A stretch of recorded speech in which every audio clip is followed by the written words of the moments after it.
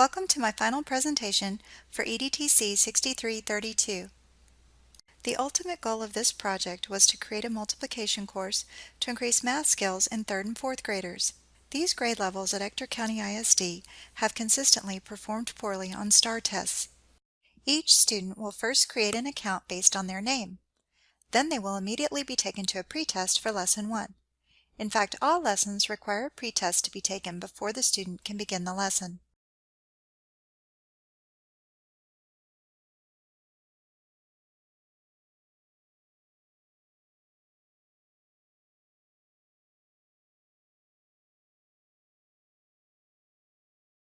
Before we get to the games, we need to find out how much of the times table you already know. Don't worry if you don't know any of them yet, because that's what the games are for. As fast as you can, click on the card you think is the answer at the bottom of the screen. Once you're done with that, you're ready to play the games.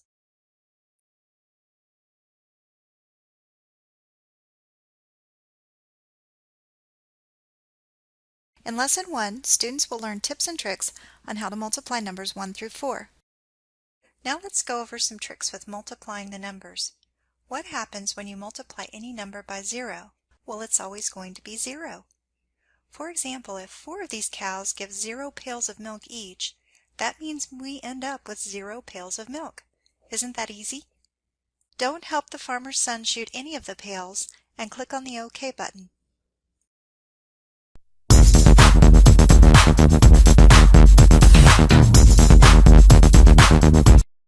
What happens when you multiply any number by 1? It's always going to be that number. Shoot 1 pail each for these 3 cows to give you 3 pails. Easy, huh?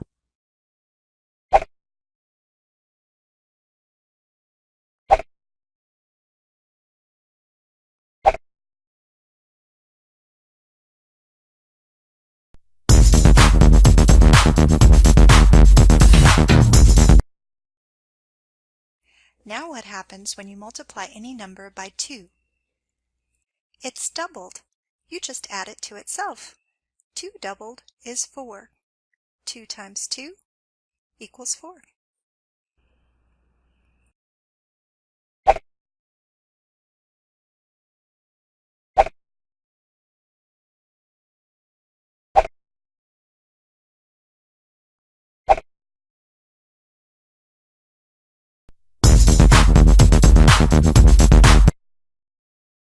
And that makes the answer an even number too. It's always fair because you get the same amount on both sides. Not like those odd numbers where one side is too much and the other side is too little. Even is balanced.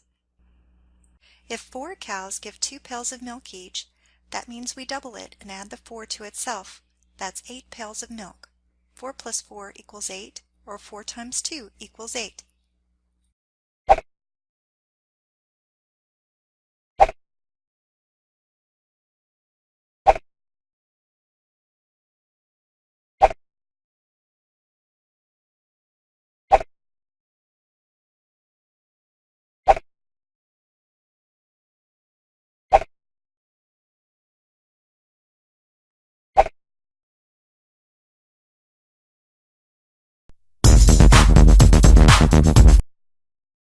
Next is the speed game.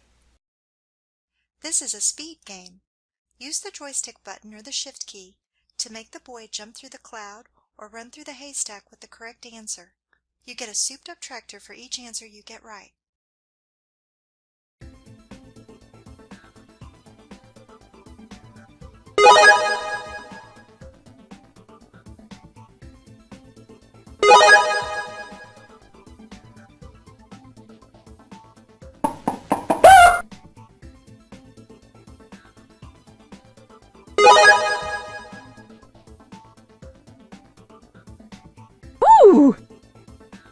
At the end of each lesson, they will take a timed post-test.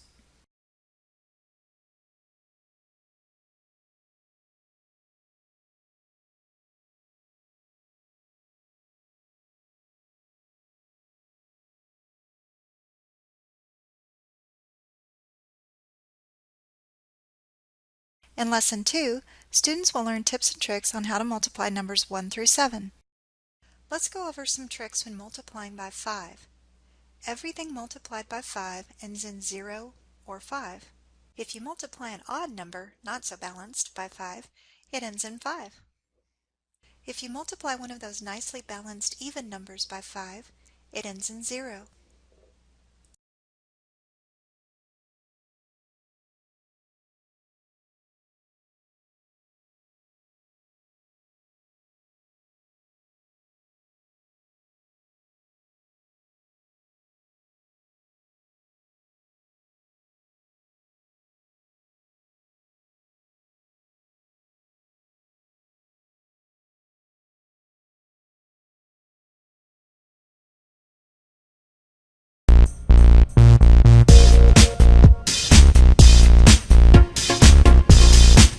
Next is the speed game. Pigs love marshmallows. If you make the pig swim to the right answer, he gets the marshmallow first, and so do you.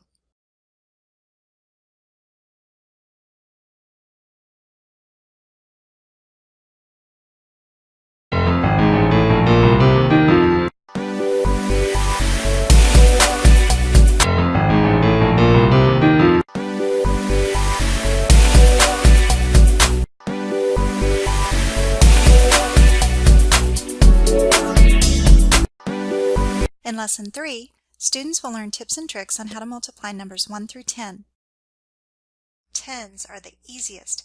For any number multiplied by 10, just add a 0 at the end.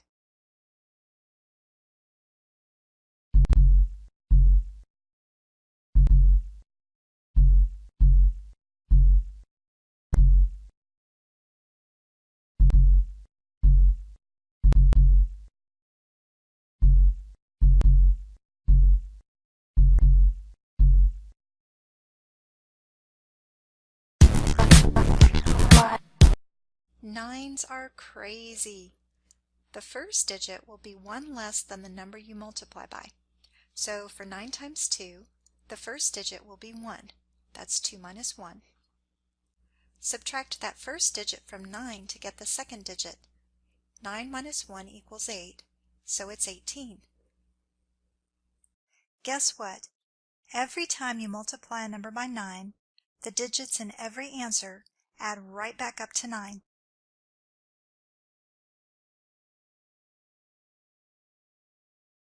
For 9 times 3, the first digit is 2. That's 3 minus 1. Subtract 2 from 9 to get 7. You get 27.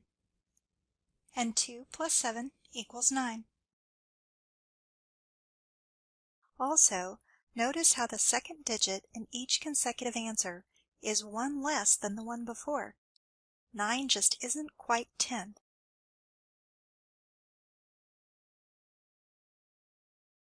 Next is the speed game.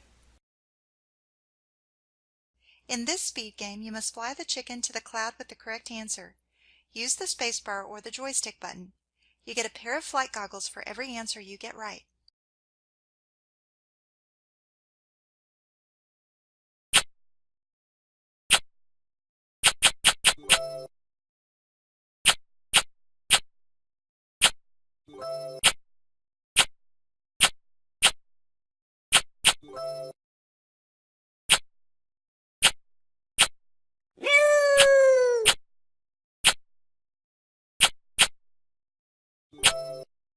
After they have earned tokens in each game, the students will be able to buy animals for their own farm.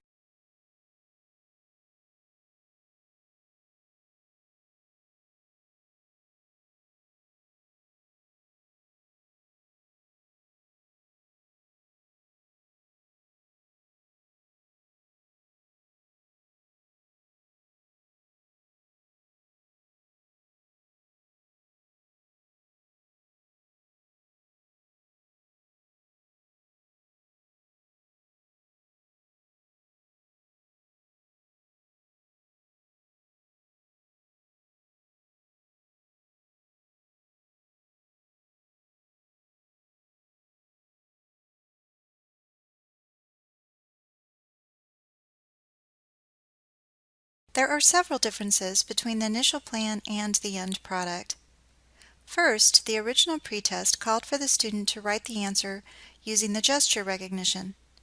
Because I could not fine-tune the accuracy enough, I had to replace it with selection of the answer card.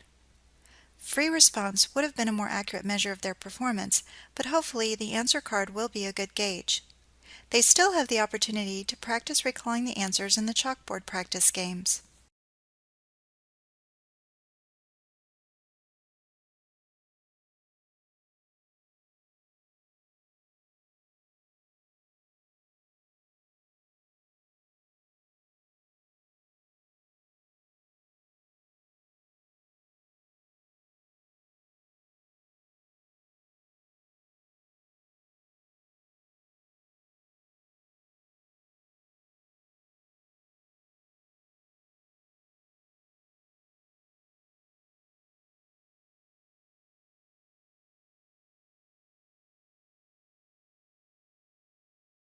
I wanted the student to select an avatar that looked like them to play the games. I ran out of time to create the animations involved, so I settled for them moving the farmer's children to play the games instead.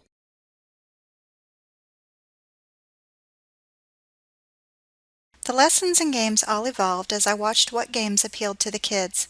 My testers gave me good recommendations like how to place the numbers with the pictures. I also used group selections as I got to the higher numbers because selecting individual items got tedious.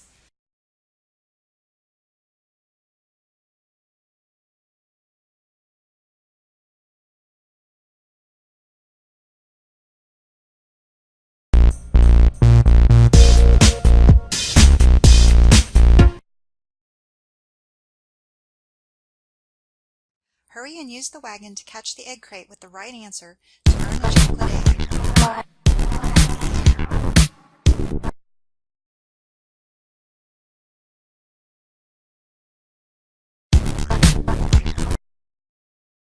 Originally, I wanted the students to be able to move the animals around on their own farms, but I have not figured out a way to do that yet.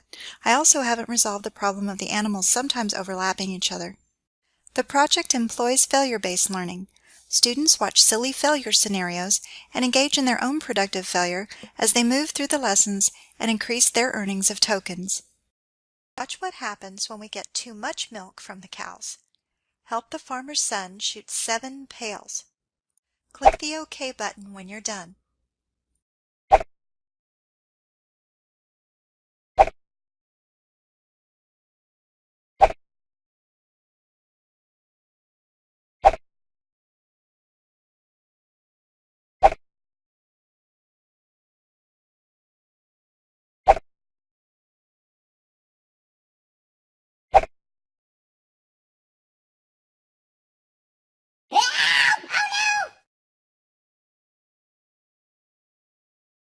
What if there's not enough milk from the cows? Help the farmer's son shoot 10 pails. Click the OK button when you're done.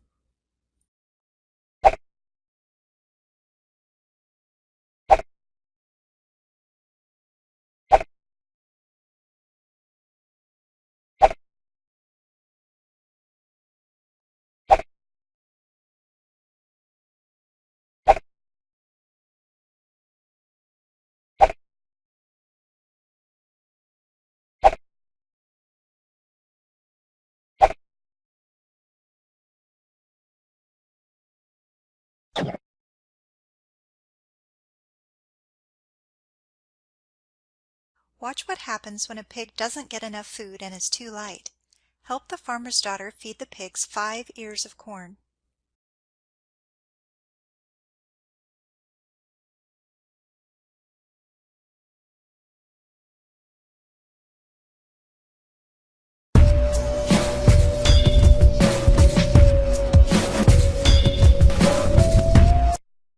Help the farmer's daughter feed the pigs 19 ears of corn. That is too much and will make a pig too heavy.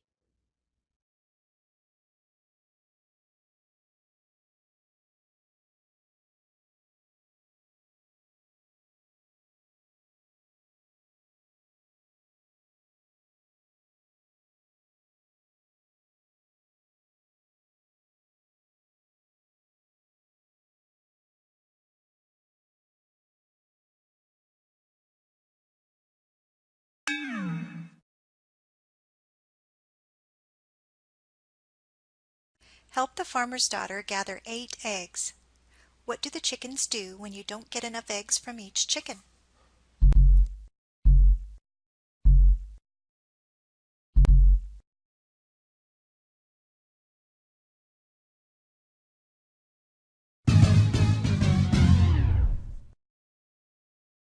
Help the farmer's daughter gather 19 eggs. That will be too many. Watch closely.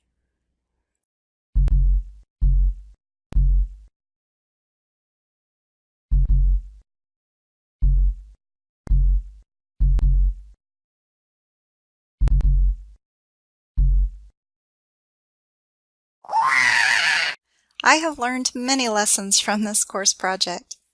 First, use software that you are already an expert at. Be sure to front-load your project. Get as much as possible done at the beginning to allow for unexpected events toward the end. With family in the hospital and losing our dog Ruffles of 14 years, my project was in jeopardy at various times.